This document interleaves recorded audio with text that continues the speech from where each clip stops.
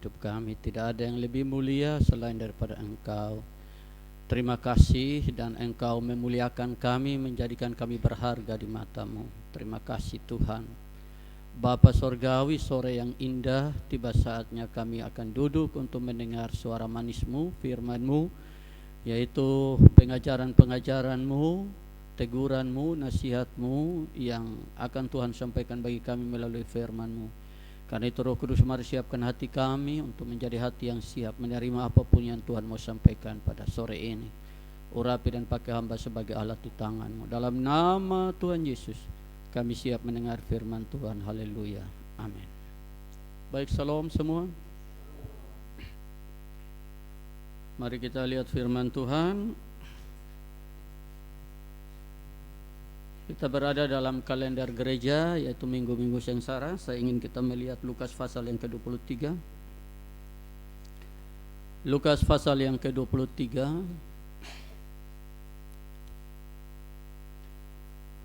ayat 39 sampai ayat 43. Lukas 23 ayat 39 sampai 43. Baik, sudah dapat, kita akan baca berbalas-balasan. Saya duluan. Seorang dari penjahat yang digantung itu menghujat dia, katanya, "Bukankah engkau adalah Kristus? Selamatkanlah dirimu dan kami." 40.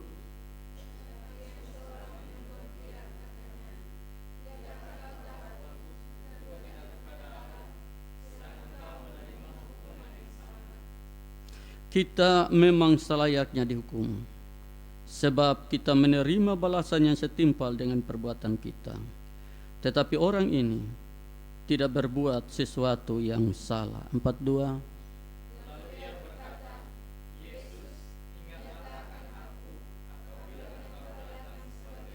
Kata Yesus kepadanya, "Aku berkata kepadamu, sesungguhnya hari ini juga engkau akan ada bersama-sama dengan aku di dalam Firdaus." Demikian firman Tuhan. Bapak Ibu saudara-saudara yang saya kasihi dalam Tuhan Yesus,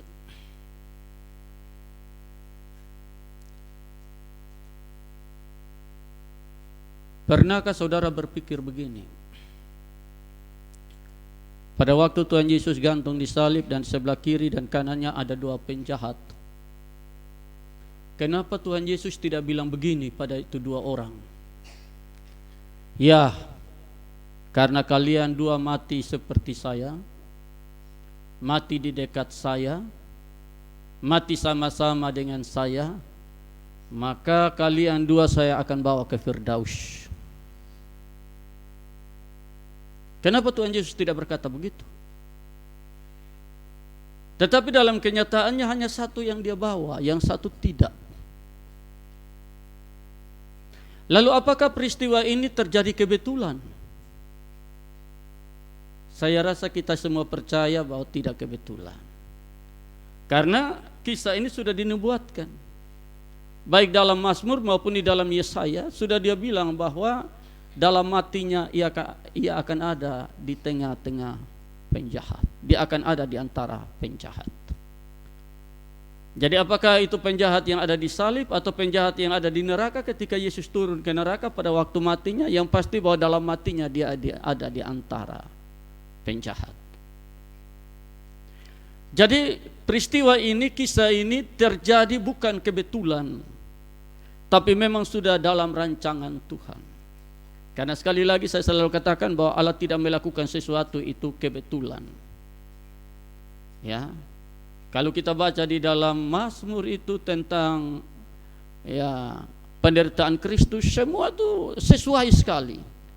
Mereka membuang undi atas jubahku, itu ada di Mazmur, padahal itu ribuan tahun kemudian baru terjadi. Mereka membagi-bagi pakaianku di antara mereka. Ya. Mereka menikam kaki dan tanganku, lambung, semua ada. Jadi memang semua sudah dinubuatkan. Dan adanya dua penjahat ini juga sekali lagi memang sudah dalam rancangan Tuhan. Nah, lalu apa yang Tuhan mau kita belajar dari kehadiran dua penjahat ini? Saudara, sebenarnya dua penjahat ini mewakili, ya sekali lagi mewakili dua karakter tipe manusia yang sama-sama penjahat. Ya, karena memang tidak ada manusia yang baik kata Alkitab. Semua manusia telah berdosa, berarti semua manusia jahat. Jadi sebenarnya dua penjahat yang ada di sebelah kiri dan kanan Tuhan Yesus mewakili, ya, dua tipe manusia yang memang jahat tetapi ada kesempatan selamat dan ada kesempatan yang memang tidak selamat. Dan saudara, nanti kita lihat bahwa soal selamat tidak selamat ini sebenarnya pilihan.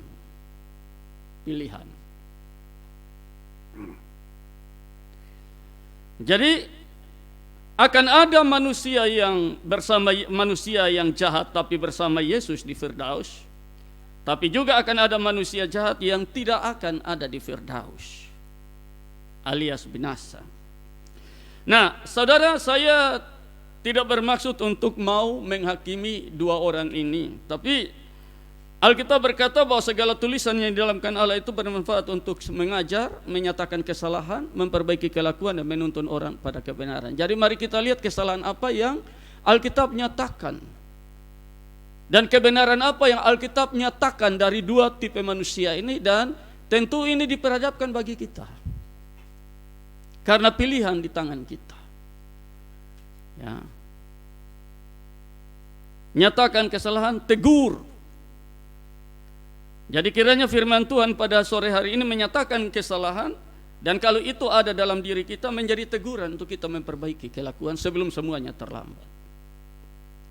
Nah, yang pertama saudara, yang kita belajar dari dua tipe manusia ini, di mana satu selamat dan satu tidak selamat.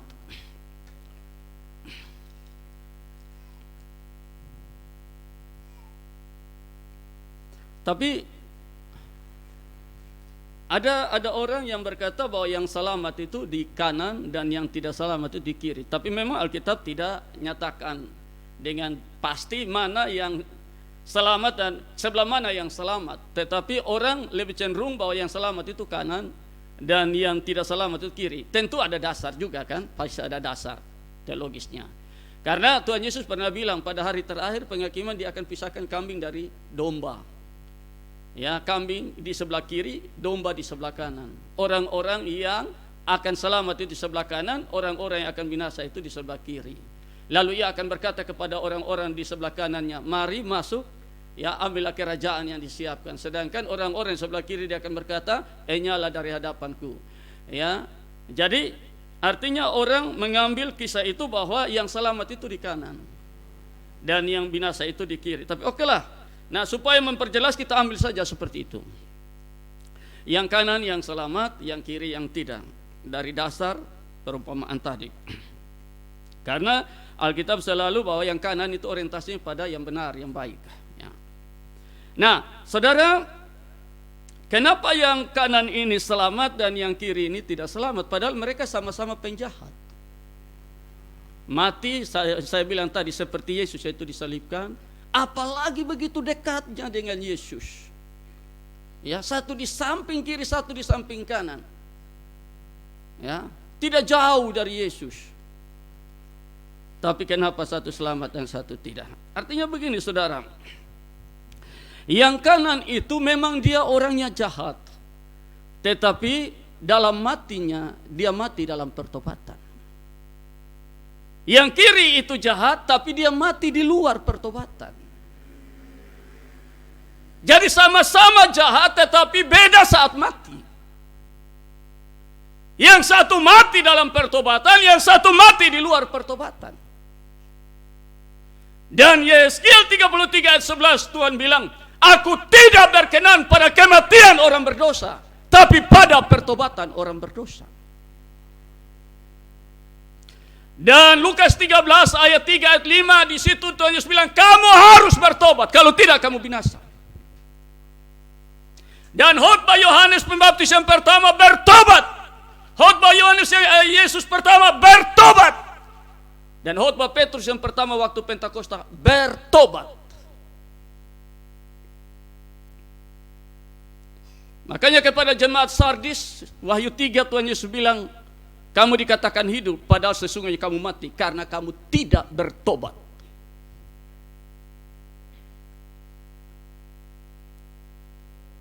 Jadi ada masalahnya di situ. Mau dia hamba Tuhan yang aktif pelayanan, tapi kalau melayani tanpa pertobatan, hidup di luar pertobatan, pada akhirnya Tuhan bilang, saya tidak kenal kau. Tapi Tuhan, saya usir setan demi namamu, buat mujizat demi namamu, saya menyembuhkan orang, Tuhan, saya tidak kenal engkau. Karena engkau melayani tanpa pertobatan, engkau hidup tanpa pertobatan. Dan ketika mati tanpa pertobatan pasti binasa, walaupun dengan sederet prestasi pelayanan. Jemaat pun demikian, menjadi jemaat tapi tanpa pertobatan binasa. Walaupun pada akhirnya nanti kau bilang, Tuhan, kami telah makan semeja dengan engkau, engkau telah mengajar di jalan-jalan kota kami. Pada waktu Tuhan bilang, saya tidak kenal engkau, karena hidup tanpa pertobatan.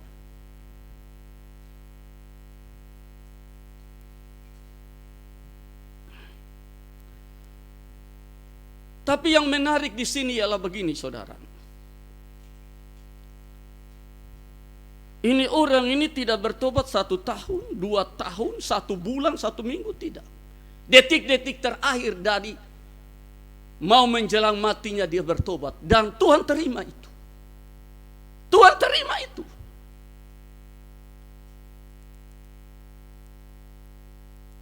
Saudara, ingat ketika anak bungsu itu pulang.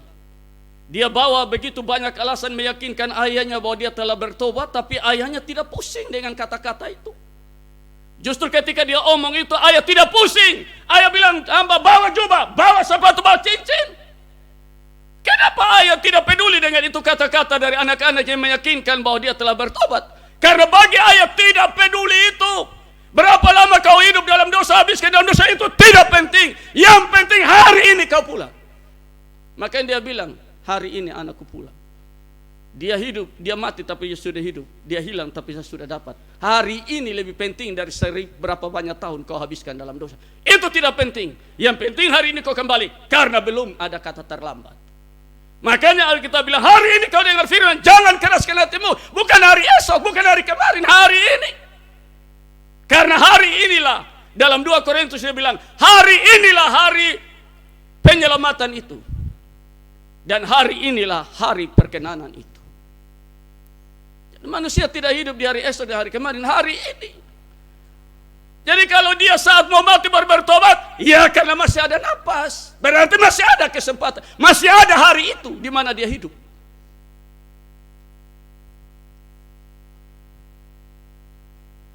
Lepas dari sebentar dia mati, tapi dia sudah mati dalam pertobatan.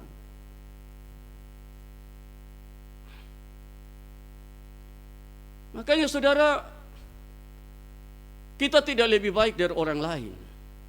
Semua kita ini orang jahat. Mau dia pendeta, mau dia majelis, mau dia pengin, mau siapapun, semua orang jahat. Tapi yang membedakannya ialah pertobatan. Dan karena kita tidak tahu saat mana ajal kita menjemput seperti ini orang, maka pertobatan itu tidak bisa ditunda. Seperti kisah anak terhilang itu. Dia menyadari kesalahannya. Dia ingin pulang dan dia tidak menunda waktu, tapi dia pulang.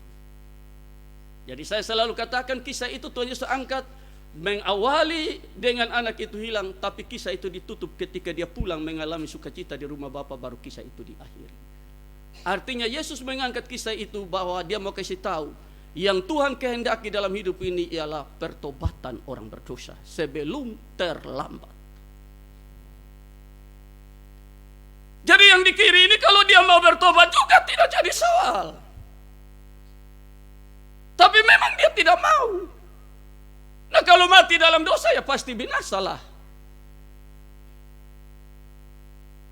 Jadi ini pelajaran bagi kita dari kisah ini ialah bahwa ya, yang terpenting itu adalah pertobatan.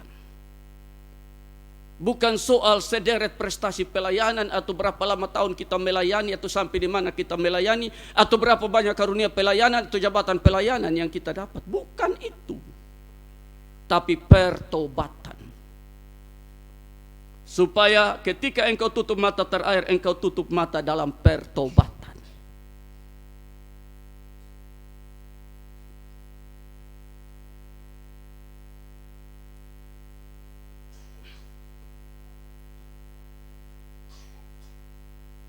Ya, memang waktu lalu saya sudah angkat, tapi berkaitan dengan ini saya mau bilang bahwa manusia siapa yang sone berdosa. Boto su bertobat juga tetap ada saat di mana kau jatuh juga. Jadi bukan berarti bahwa itu orang su bertobat lalu tidak ada peluang dia jatuh lagi. Tetap ada. Selama masih daging ini tetap. Tetapi ada beda dosa sengaja dan dosa kelemahan. Waktu lalu saya sudah jelaskan itu. Dosa kelemahan itu seperti Petrus waktu dia menyangkal Yesus 3 kali, itu kelemahan. Tapi ketika dia sadar, dia menyesal, dia minta ampun. Tapi dosa sengaja itu artinya dia sudah tahu itu salah, itu dosa, tapi dia hidup dalam itu kejahatan dosa dan dia menikmati dan dia tidak ada ingin untuk keluar dari situ. Itu yang namanya sengaja. Dan tidak ada pengampunan untuk dosa yang sengaja, kata Alkitab. Karena memang dia sengaja dan menikmatinya dan tidak ada hati untuk mau keluar dari situ. Yang kedua, kenapa yang satu selamat dan yang satu binasa? Yang kedua, saudara, yang satu menjadi alat iblis dan yang satu menjadi alat Tuhan. Ya. Yang satu dalam hidupnya sampai akhir hidupnya menjadi alat iblis, dan yang satu menjelang akhir hidupnya dia menjadi alat di tangan Tuhan. Saya buktikan itu, mari kita lihat. Kita lihat ayat yang ke-39. Seorang dari penjahat yang digantung itu menghujat dia, katanya, bukankah engkau adalah Kristus? Selamatkanlah dirimu dan kami. Saudara, kalau baca kata-kata ini, saudara ingat ketika iblis coba Tuhan Yesus, dia bilang apa? Kalau engkau anak Allah, jadikan batu-batu ini jadi roti. Kalau engkau anak Allah, jatuhkan dirimu dari atas karena ada tertulis. Lalu penjahat-penjahat juga bilang, kalau engkau Mesias, turun, kami percaya. Ahli Taurat juga bilang, kalau orang lain kau selamatkan tapi dirimu tidak selamat, turun supaya kami percaya. Dan penjahat ini juga bilang, kalau engkau Kristus, selamatkan dirimu dan kita. Saudara juga ingat ketika Tuhan Yesus bilang, mari kita ke Yerusalem dan anak manusia diserahkan mati. Petrus tarik Yesus ke belakang lalu bilang, Tuhan, kiranya hal itu dijauhkan daripadamu. Yesus bilang, engnya iblis. Karena apa? Petrus telah menjadi alat iblis untuk mencegah Yesus pergi untuk mati. Yang lain ini juga menjadi alat iblis untuk mencegah Yesus jangan mati. Dan salah satunya yang ada di atas salib bersama Yesus. Detik-detik terakhir dia masih jadi alat iblis. Yang satu menjadi alat Tuhan, di mana dia tegur, lu sudah boleh omong begitu. Katong dua ini menderita pantas, tapi ini orang tidak pantas. Lu sudah takut Tuhan, Ini artinya dia alat Tuhan untuk menegur kesalahan. Yang satu alat iblis untuk menggagalkan rencana Allah. Dalam hidup ini silakan engkau pilih. Mau jadi alat siapa? Mau menjadi alat iblis untuk rencana iblis? Atau menjadi alat Allah untuk rencana Allah? Hidup pilihan. Yang pasti semua ada risiko. Semua deka mati saja masih jadi setan pu alat. Ya.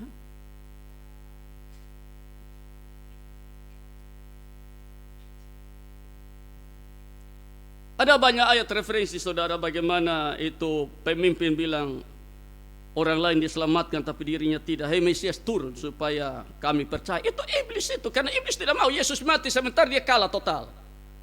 Maka sebelum mati turun. Jangan mau mati.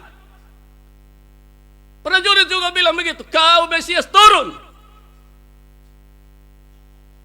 gagal juga. Terakhir orang di samping, kau Kristus turun. Mereka tidak sadar, tapi sebetulnya mereka telah diperalat iblis untuk mengagalkan rencana Allah. Makanya Yohanes 6 ayat 70-71 waktu Lazarus khotbah, Tuhan Yesus bilang, bukankah aku telah memilih kamu 12, tapi satu di antaramu adalah iblis, yaitu Yudas, karena Yudas menjadi alat iblis. Saudara, hidup ini jangan jadi alat iblis. Saudara ingat Bileam juga kan? Di atas bukit itu dia berkati Israel, tapi turun bukit dia kasih nasihat Balak bagaimana kasih jatuh Israel, kasih hancur Israel. Dan dari nasihat Bileam itu Balak pakai, lalu akhirnya Tuhan membunuh 23.000 orang Israel karena tula turun. Hasil nasihat dari Bileam. Jadi di atas bukit dia jadi alat Tuhan memberkati Israel, turun bukit dia jadi alat iblis bunuh orang.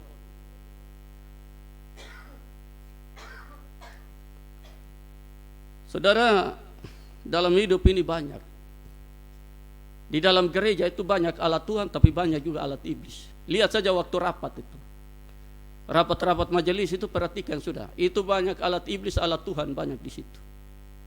Yang Tuhan punya dia akan kasih ide-ide yang bawa damai sejahtera. Tapi kalau yang iblis punya, ini dia banting meja, pukul meja, banting kursi, tonjok pendeta, pokoknya itu sudah. Bisa dibedakan di situ. Ya. Saudara jangan pikir karena majelis jadi sone bisa jadi alat iblis. Orang yang tadi saya bilang mati di samping Tuhan tidak menjadi jaminan masuk Firdaus. Mati di samping Yesus, dekat Yesus, seperti Yesus, tidak menjadi jaminan masuk Firdaus. Ini artinya, ya, biar lu mati dalam jabatan sebagai masih aktif, penatua masih aktif, majelis masih aktif, pendeta, itu bukan jaminan. Biar mayat bawa pergi gereja sana ke ibadat pemakaman di gereja sana, penghargaan karena dia majelis mati masih aktif, jadi bawa ke sana. Jangan pikir itu karena mayat sudah bawa pergi gereja lalu dekat Yesus, samping Yesus jadi otomatis Firdaus. Dia mati dalam pertobatan atau tidak itu? Akar masalahnya di situ, bukan bawa mayatnya ke gereja sana.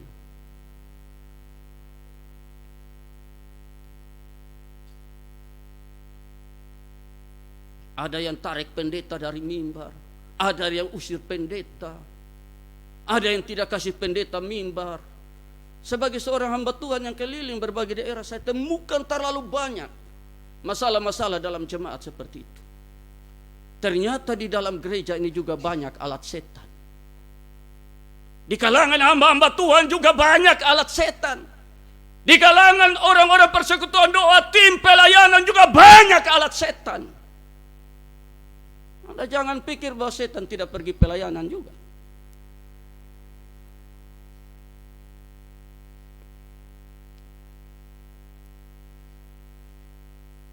Usir pendeta.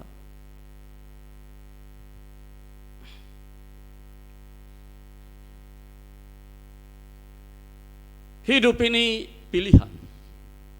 Silakan mau pilih mana. Jadi alat Tuhan untuk rencana Tuhan atau alat iblis untuk rencana iblis, pilihan di tangan. Mau mati dalam pertobatan, di luar pertobatan, pilihan di tangan.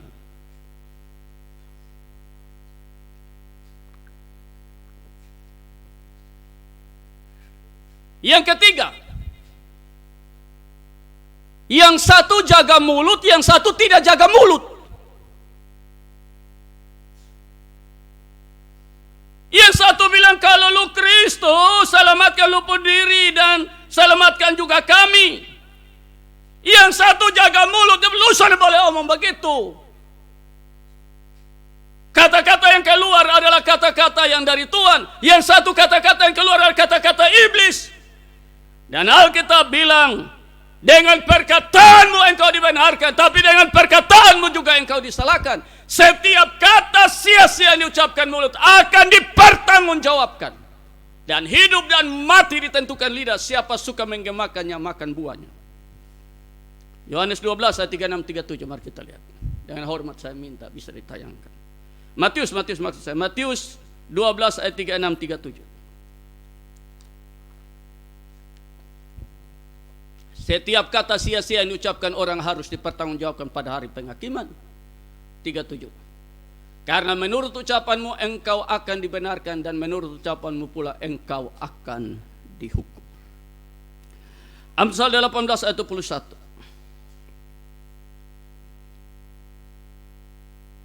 Amsal 18 ayat 21. Hidup dan mati dikuasai lidah. Siapa suka menggemakannya akan memakan buahnya. 13 ayat 3. Amsal 13 ayat 3.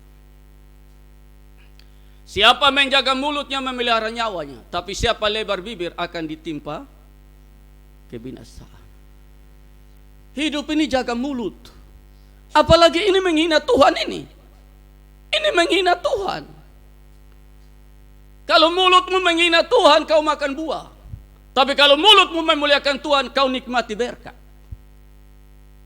Saya mungkin pernah bersaksi di sini, kami melayani di Adonara. Lalu lagi duduk sering-sering dengan jemaat situ, ada satu jemaat bilang begini, Bapak, dulu peristiwa terjadi di sini, di tempat ini. Ada satu pensiun polisi ini, Bapak, waktu dia masih aktif, dia jahat sekali. Orang paling takut dia di sini. Tapi satu waktu dia kasih keluar pernyataan yang sangat-sangat menista Tuhan. Karena ada orang baik yang meninggal, lalu dia bilang begini, Tuhan pun kerjaan. Orang baik dia ambil semua, orang jahat dia kasih hidup lama-lama. Dia kalau manusia saja beta cincang sama dia. Berapa hari kemudian orang cincang dia kasih mati. Mulutmu harimau. Jaga mulut, apalagi sampai menghina Tuhan. Hanya banyak contoh yang kita bisa ikuti internet itu. Saya rasa kita semua sudah pernah ikuti. Orang-orang yang menghina Tuhan dengan kata-kata mereka. Apa yang mereka dapat? Termasuk Tancredo Neves itu. Kalau saya dapat suara mayoritas, maka Tuhan pun tidak bisa mencegah saya jadi presiden Brasil. Dan betul dia mendapat suara mayoritas. Tapi satu hari, besok mau pelantikan, malamnya jatuh sakit mati. Ternyata Tuhan mampu mencegah dia jadi presiden. Itu hanya contoh, terlalu banyak contoh. Ya. Hidup ini jaga mulut.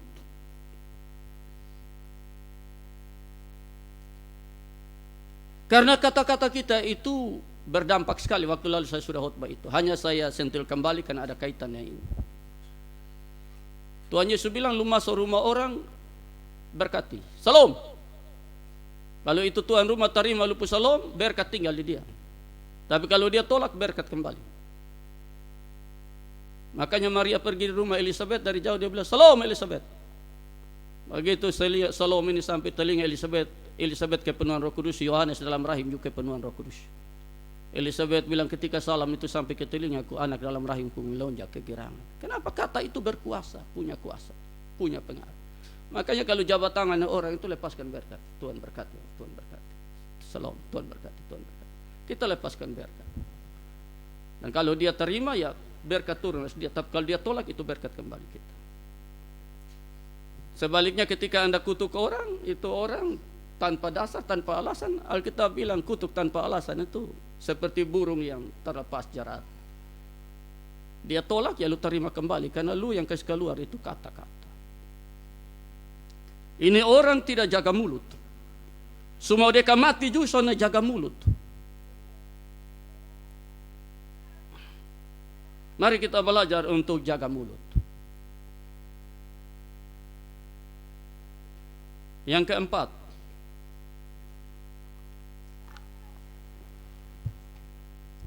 jadi satu tadi, yang tiga tadi, satu jaga mulut, satu tidak jaga mulut. Satu kasih keluar kata-kata menghina Tuhan, satu kata-kata yang menegur Tuhan, menegur kesalahan.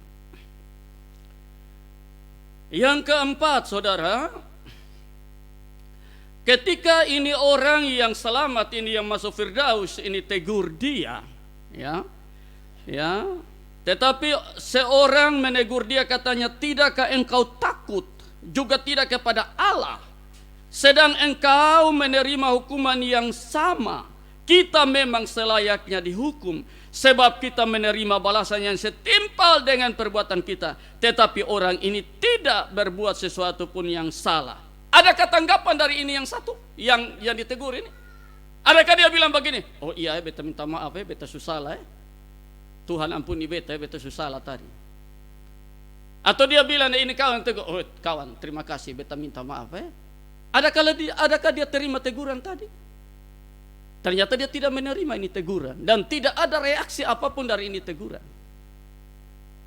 Lalu bagaimana dengan Ayub? Coba kita lihat Ayub 5 ayat 17. Saya dengan hormat saya minta tanya ke kita. Ayub 5 ayat 17. Sesungguhnya berbahagialah manusia yang ditegur Allah. Sebab itu janganlah engkau menolak didikan yang maha kuasa. Barang siapa ku kasih dia ku tegur dan ku hajar, karena itu relakan hati dan bertobat. Ini orang tidak mau menerima teguran.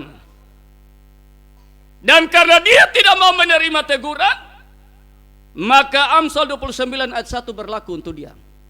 Amsal 29 ayat 1. Siapa bersitegang leher walaupun telah mendapat teguran akan sekonyong-konyong diremukkan tanpa dapat dipulihkan lagi. 15 ayat 10. Amsal 15 ayat 10. Amsal 15 ayat 10. Didikan yang keras adalah bagi orang meninggalkan jalan yang benar, dan siapa benci pada teguran akan mati. Saudara, semua kita pernah berbuat salah. Tetapi kalau sampai Tuhan tegur kita, itu artinya Tuhan sayang. Makanya waktu lalu saya bicara Amsal 12 itu. Hai anakku, jangan anggap enteng didikan Tuhan dan jangan putus asa apabila engkau diperingatkan. Karena Tuhan menghajar orang yang dikasihinya dan ia menyiksa orang yang diakui sebagai anak. Di mana terdapat anak yang tidak dihajar oleh ayahnya. Tapi jikalau kamu bebas ganjarannya harus derita, maka kamu bukan anak tapi anak-anak gampang. Memang setiap ganjaran waktu diberi itu tidak mendatangkan sukacita tapi duka cita. Namun kemudian ia menghasilkan buah kebenaran bagi mereka yang dilatih olehnya. Ya, orang ini tidak menerima teguran ini. Artinya bahwa dia menolak teguran. Dia tidak butuh teguran. Dia tidak mau berubah dalam sebuah teguran.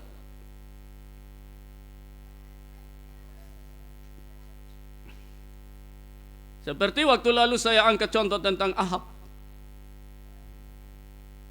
Tuhan pakai Nabi Mika tegur Ahab tidak terima. Teguran Ahab kasih masuk Mika penjara. Akhirnya Ahab mati. Asa pun demikian. Tuhan pakai Nabi Hanani pelihat itu tegur dia tidak terima. Asa mati.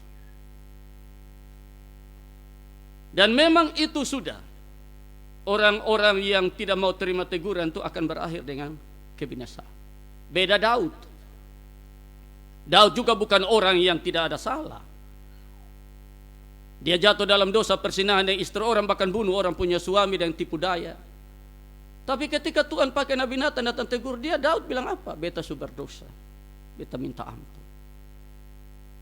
Daud terima teguran itu.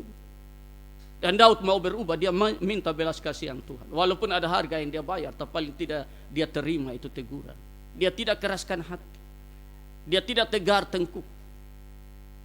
Dalam hidup ini seperti itu. Adakala kita salah orang pakai ya? Tuhan pakai orang tegur kotong. Ada orang yang mau terima, tapi ada orang yang tidak mau terima. Dan ada banyak faktor kenapa dia tidak mau terima. Masalah status sosial, masalah umur, masalah jabatan. Ada banyak masalah orang tidak rela untuk menerima teguran. Dan kesalahan fatal daripada ini orang yang di sebelah kiri akhirnya binasa ialah tidak mau terima teguran. Andaikan kalau dia merespon teguran dengan baik untuk menerima bertobat, pas saya rasa Tuhan perhitungkan itu bagi dia. Toh dia masih ada napas, masih hidup di hari itu. Kan Alkitab bilang hari ini kau dengar firman jangan keraskan hati. Nah kalau dia tidak keraskan hati lalu dia mau terima bertobat, saya rasa Tuhan perhitungkan itu bagi dia. Yang kelima,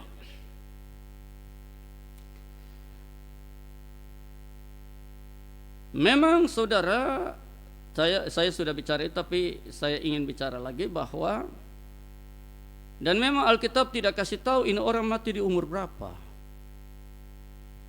Tapi saya rasa itu tidak penting. Karena masalah hidup ini yang terpenting bukan soal umur. Waktu lalu saya sudah bilang, yang terpenting saat hidup ini bukan soal umur. tapi bagaimana cara hidup. Karena umur panjang pun kalau tidak tahu cara hidup percuma. Mendingan umur pendek tapi tahu cara hidup. Kalau umur panjang kau berakhir di neraka juga percuma. Tapi yang saya maksudkan ialah begini, saudara. Kalaupun ini orang dia umur panjang, dia mati dalam usia yang panjang, ataupun dia mati dalam usia yang masih terlalu muda, tapi yang pasti bahwa dia telah membuang banyak kesempatan yang Tuhan kasih. Karena hidup itu kesempatan.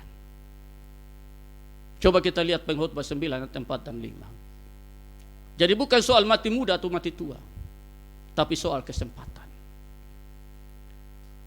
Tetapi siapa termasuk orang hidup mempunyai harapan, karena anjing yang hidup lebih baik dari singa yang mati. Ayat 5. Karena orang-orang yang hidup tahu bahwa mereka akan mati, tapi orang yang mati tak tahu apa-apa, dan seterusnya. Siapa termasuk orang hidup masih ada harapan. Artinya hidup ini harapan, hidup ini kesempatan. Jadi setiap kali kita bangun tidur, sebenarnya itu masih ada harapan. Saudara, ada satu kesalahan yang terjadi dalam hidup ini ialah ketika orang selalu melihat tambah umurnya, tapi tidak pernah melihat kurang umurnya. Padahal sebenarnya ketika kita tambah satu umur, sebenarnya itu juga kurang satu umur. Amin. Ya. Jadi 2024 ini oke lah. Saya 2024 ini kalau umur ya saya 58. Tapi kalau Tuhan tentukan saya 70 sesuai dengan standar Alkitab, maka tahun lalu saya sisa 13, 13, tahun ini saya sisa 12. Tapi orang mabuk dengan tambahnya dan lupa kurang. Padahal sebenarnya kurang dan tambah itu ada maksud Tuhan di situ.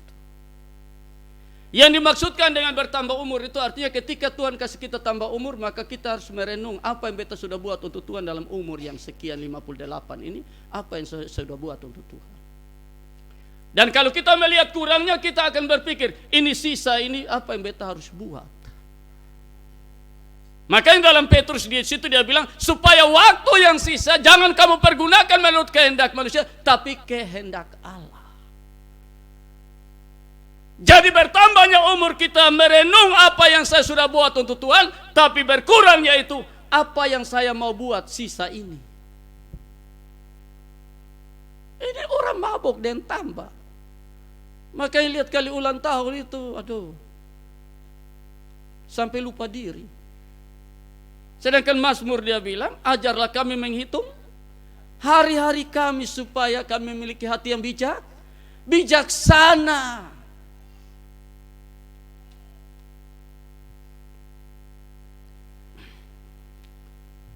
Yeskiel 55 ayat 6 dan 7 di situ dia bilang, carilah Tuhan selama ia berkenan ditemui, berseru kepadanya selama ia dekat. Artinya hidup itu kesempatan.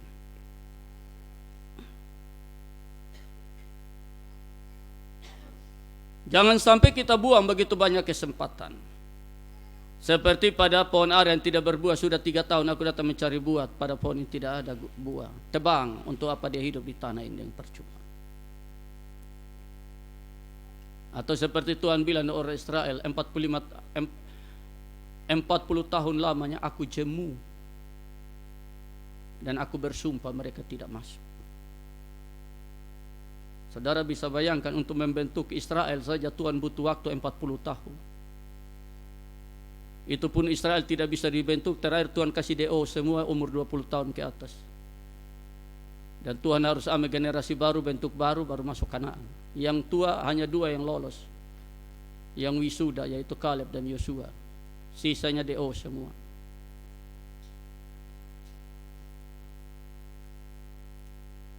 Waktu, orang ini telah membuang begitu banyak waktu dan kesempatan yang Tuhan kasih dalam hidup. Yang satu, memang dia sudah buang terlalu banyak. Tetapi di akhir-akhir perjalanan hidupnya, waktu yang sisa, dia pakai sebagai alat di tangan Tuhan. Bukan soal 1-2 jam, tapi waktu yang sisa dia pakai. Anda lihat dalam perumpamaan tentang penggarap di kebun anggur kan? Ada yang kerja dari pagi, ada kerja jam 9, ada kerja jam 12, ada kerja jam 3, ada kerja jam 5, hanya 1 jam. Jadi bukan soal 1 jam, 3 jam, 4 jam, atau berapa 12 jam. Tapi ketika dikasih kesempatan, dia pakai itu kesempatan. Yang keenam, yang terakhir. Ini orang yang di kanan ini dalam ayat 43 dia bilang, ayat 42 ia berkata, Yesus, ingatlah akan aku apabila engkau datang sebagai Raja. Ada sebuah pengakuan iman di situ. Pengakuan iman. Artinya bahwa dia mengakui bahwa Yesus adalah Raja. Sekaligus di dalam Yesus adalah Tuhan. Yesus adalah pemilik kehidupan. Yesus adalah Raja Sorga, Raja Bumi. Dan semua dalam dia mengakui itu. Sedangkan yang di kiri tidak mengakui itu. Nah, kalau lu tidak mengakui Yesus sebagai Tuhan, bagaimana mungkin akan selamat? Roma 10 bilang, kalau kau mengaku dengan mulut, percaya dengan hati, maka engkau diselamatkan. Yohanes 14, tidak seorang sampai pada Bapa kalau tidak lewat aku. Kisah 4, dan keselamatan tidak ada dalam siapapun juga selain di dalam Dia. Karena di bawah kolong langit tidak ada nama lain diberikan pada manusia, olehnya manusia diselamatkan. Orang ini diselamatkan karena dia menerima Yesus sebagai Tuhan dan Raja dalam hidupnya. Dia mengaku dengan mulut, dia percaya dengan hati. Ya, Alkitab bilang orang terdahulu akan terkemudian, orang terkemudian akan terdahulu. Walaupun tinggal 1-2 jam dia mau mati, tetapi dia menerima Yesus sebagai Tuhan dan Juru Selamat, dan dia terdahulu. Jadi kotoran juga jangan cepat-cepat menghakimi orang juga. Manusia satu ini kalau mati ini di dasar neraka, betul-betul jahat, begini ini mati pasti neraka. Jangan. Lu soalnya tahu di akhir-akhir dia hidup kalau dia dengan Tuhan sudah beres. Ya. Kita tidak tahu. Kita hanya melihat ini orang punya sekian lama tahun hidup dalam dosa, lalu kita menghakimi dia. Padahal 1 menit, 1 jam pun kalau dia masih ada kesempatan, Tuhan terima dia punya pertobatan, pengampunan. Ya. Jadi orang bisa saya bilang, lu penjahatin, lu pite neraka, terima lu. Tapi ternyata di atas salib dia terima Yesus. Ya. Baik saudara, saya mengakhiri firman Tuhan ini dan kita lihat Roma 2 ayat 4 dan 5 sebagai ayat penutup firman ini. Roma 2 ayat 4 dan 5. Maukah engkau menganggap sepi kekayaan kemurahannya, kesabarannya, kelapangan hatinya? Tidakkah engkau tahu bahwa maksud kemurahan Allah yang menuntun engkau kepada pertobatan? Ayat 5. Tetapi oleh kekerasan hatimu yang tidak mau bertobat, engkau menimbun murka atas dirimu sendiri pada hari waktu mana murka dan hukuman Allah yang adil akan dinyatakan. Hidup ini kita dilimpahi dengan kemurahan, kesabaran, kelapangan hati Allah. Semua itu dengan tujuan supaya kita bertobat. Sehingga ketika kita tutup mata terakhir, kita tutup dalam pertobatan. Tapi kalau tidak pergunakan kemurahan, kesabaran, kelapangan, kebaikan, kesetiaan, dan semua dari Tuhan, jangan salahkan Tuhan. Tuhan berkati kita dari firman-Nya. Amin. Mari kita berdoa.